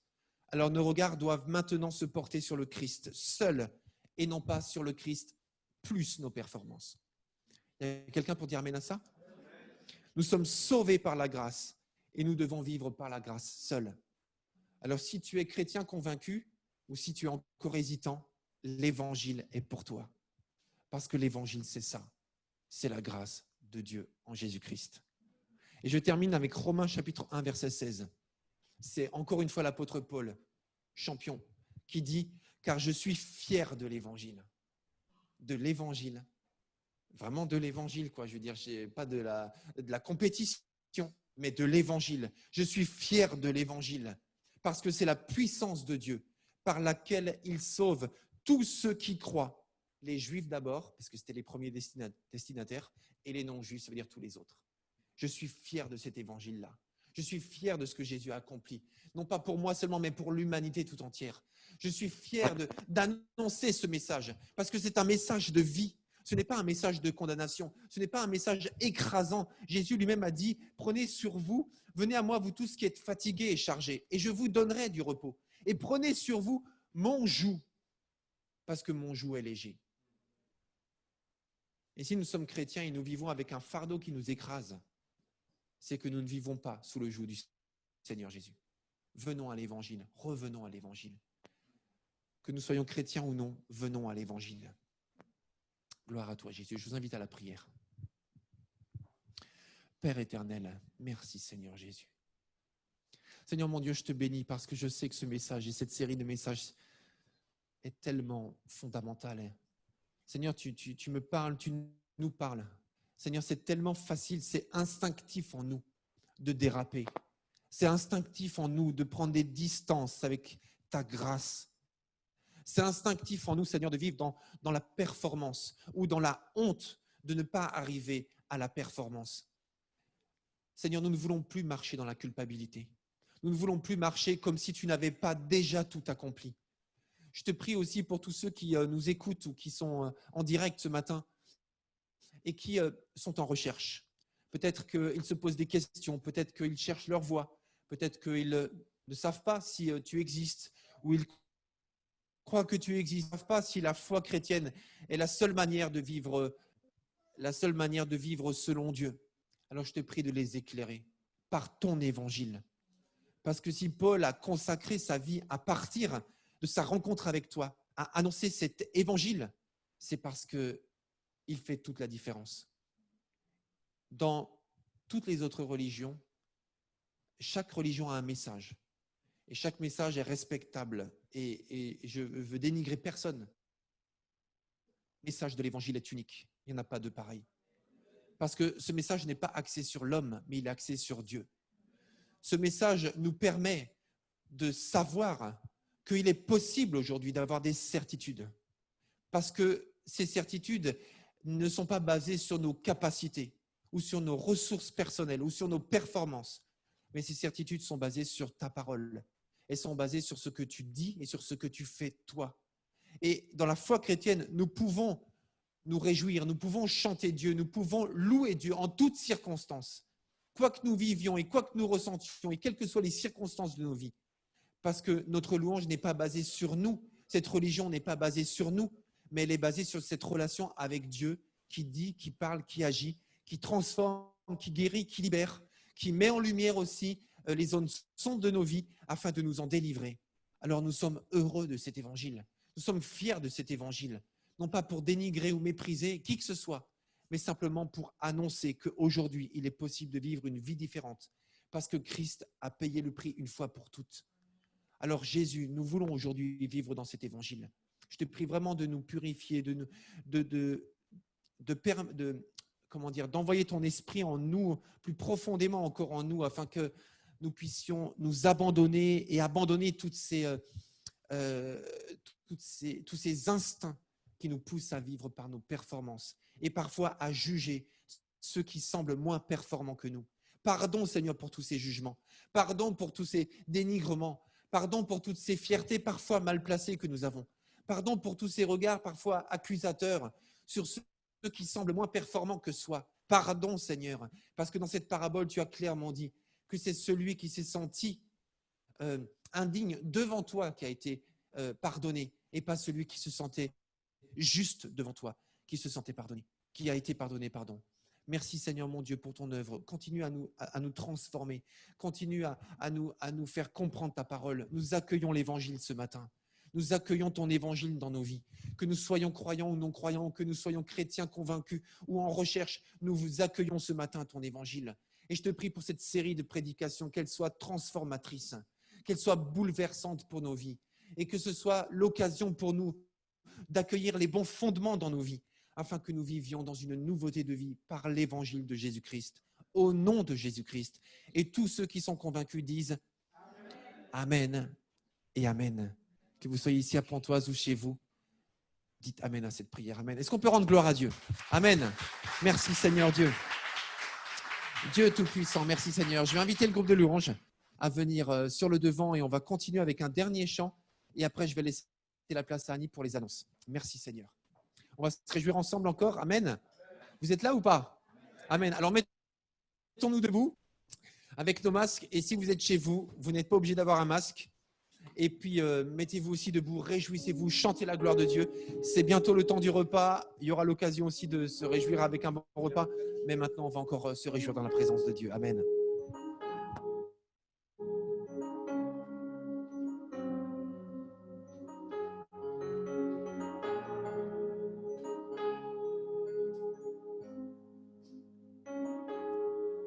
Oh, quelle paix dans ce moment, dans le calme de ta présence, quand le bruit faiblit et tu parles à mon âme. Tu as toute mon attention, fais-moi entendre ta voix, je ne veux rien manquer. Seigneur, mon cœur désire plus de toi, mon cœur recherche ta face, alors je cède à toi. Tout en moi est tenu par ton amour, captivé par qui tu es. Conduis-moi à te connaître plus encore. Je veux m'approcher de toi, laisser mes peurs derrière moi. Seigneur, viens toucher ma vie à nouveau. Oh, oh, oh, oh, oh, oh, oh, Comme le soleil à l'aurore, comme la brise dans la nuit, ta paix me restaure, tu me donnes la vie. Il n'y a aucune hésitation, ton amour, ton affection, rien n'est comparable. Seigneur, mon cœur désire plus de toi, mon cœur recherche ta face, alors je cède à toi. Tout à moi est ému par ton amour, captivé par qui tu es. Conduis-moi à te connaître plus encore. Je veux m'approcher de toi, laisser mes peurs derrière moi. Seigneur, viens toucher ma vie à nouveau. Oh, oh, oh, oh,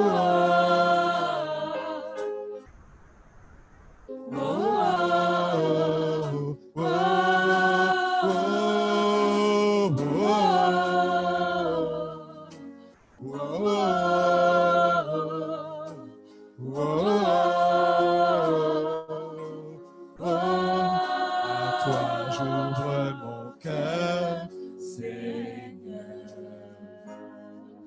À toi toi j'ouvre mon cœur à jamais. Fais ce que toi seul sais faire. Seigneur de régner, à toi j'ouvre mon cœur encore. À toi j'ouvre mon cœur, Seigneur. À toi j'ouvre mon cœur à jamais.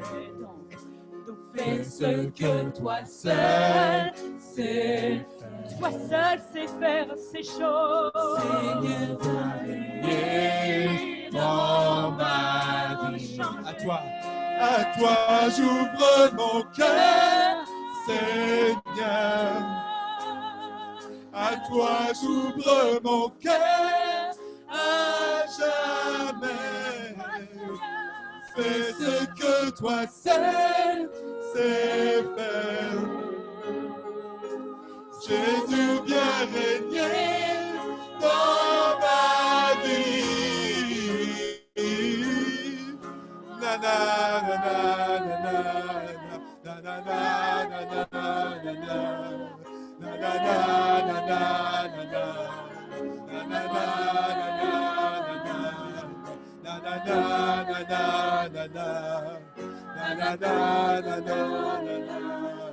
Na na na na na na na na. Tout en moi. Tout en moi est ému par ton amour, captivé par qui tu es. Conduis-moi à te connaître plus encore. Je veux m'approcher de toi, laisser mes peurs derrière moi. Je veux toucher ma vie à nouveau.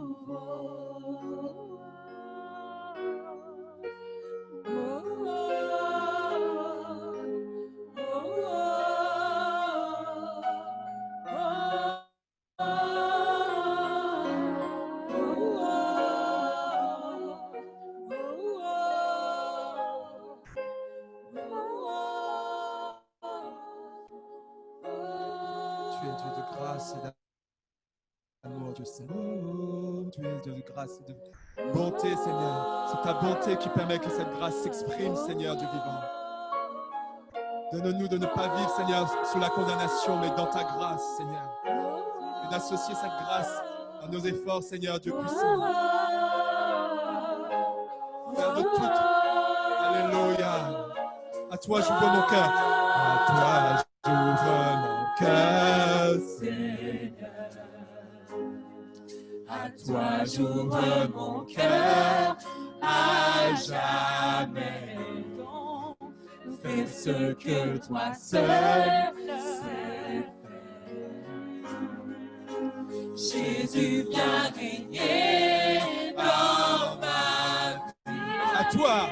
À toi j'ouvre mon cœur, Seigneur. À toi j'ouvre mon cœur à jamais. Fais ce que toi seul sais faire. Jésus, viens régner dans ma vie.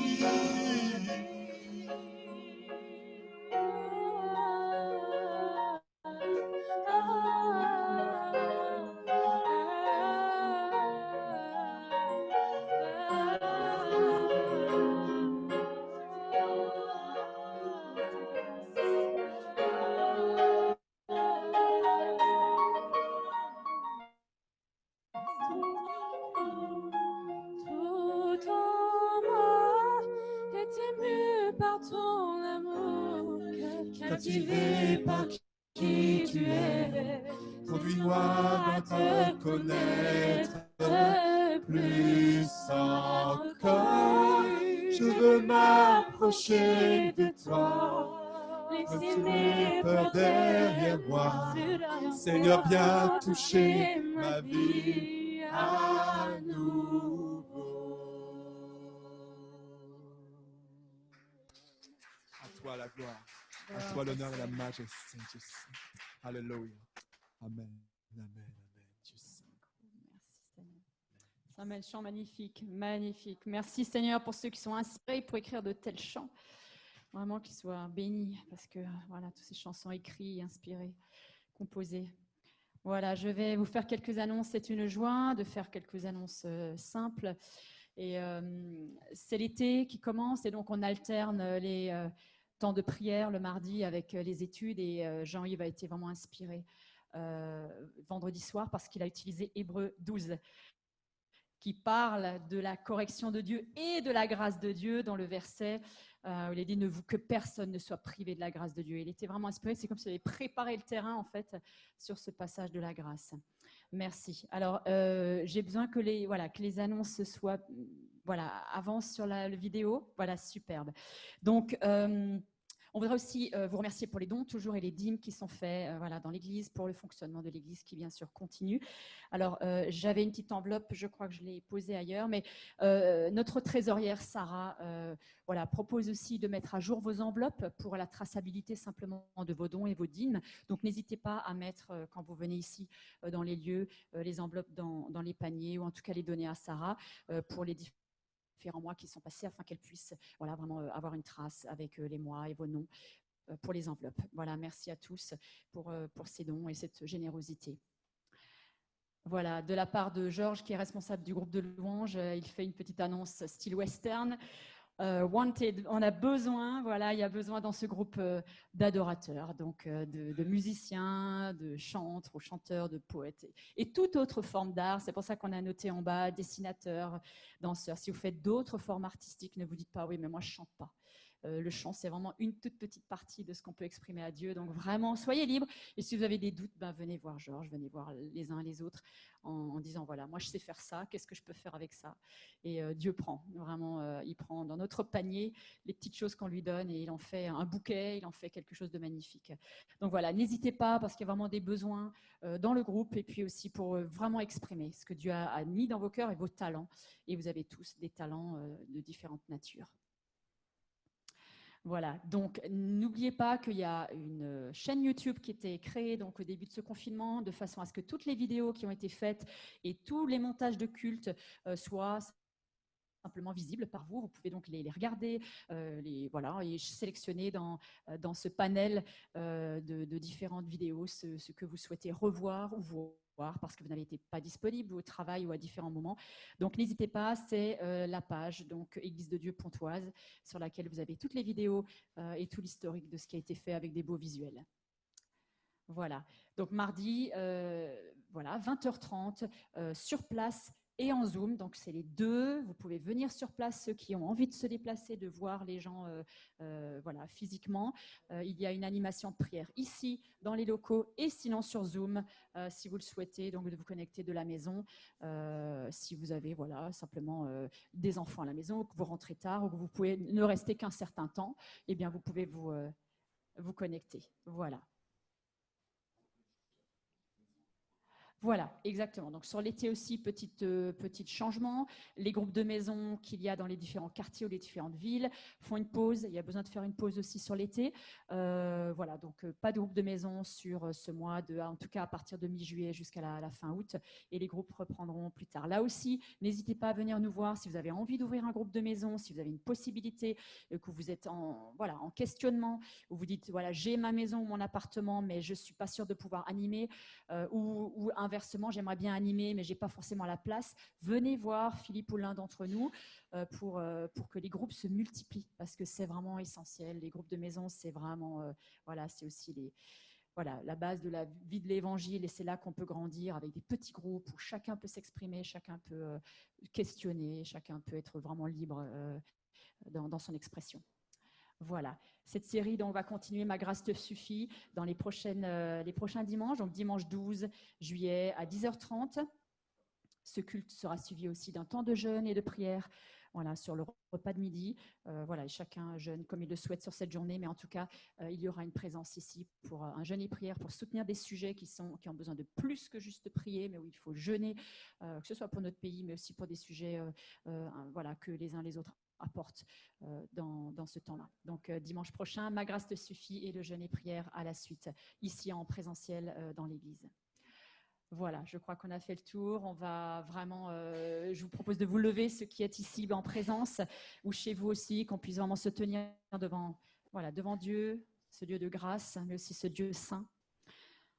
Nous t'adorons, nous te remettons, Seigneur, vraiment toutes nos vies, encore ce matin, nos cœurs, Seigneur, nos interrogations et aussi, Seigneur, nos joies, les projets qui sont dans nos cœurs, Seigneur, nos familles, Seigneur, notre pays, notre ville, nos villes, Seigneur, nos quartiers. Nous pensons aussi à Marcouville qui a vécu un drame cette semaine, Seigneur.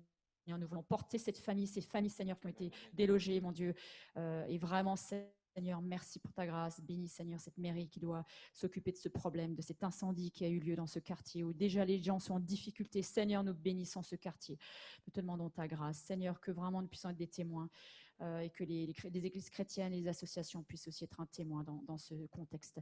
Merci pour notre pays, nous te bénissons, Seigneur. Merci pour nos familles, merci, Seigneur, pour le travail, les besoins aussi dans le travail, les besoins dans les situations économiques des uns des autres. Merci, Seigneur, pour nos enfants, merci pour nos parents, nos grands-parents, merci pour ta parole qui est immuable, qui est vraiment notre socle qui est essentiel dans nos vies, Seigneur. Nous bénissons ton nom pour ta grâce qui couvre les multitudes de nos fautes et qui nous couvre, Seigneur, et qui nous amène à aller plus loin dans ton amour. Béni sois-tu, Jésus. Amen. Un excellent dimanche à tous, ici à Pontoise, et puis chez vous, heureux de vous retrouver mardi ou plus tard. En tout cas, à très très vite et passez une excellente semaine dans la grâce de Dieu. Oui, je crois à la vie éternelle. Je crois que d'une vierge il est né. Je crois à la communion des saints et en ta sainte Église.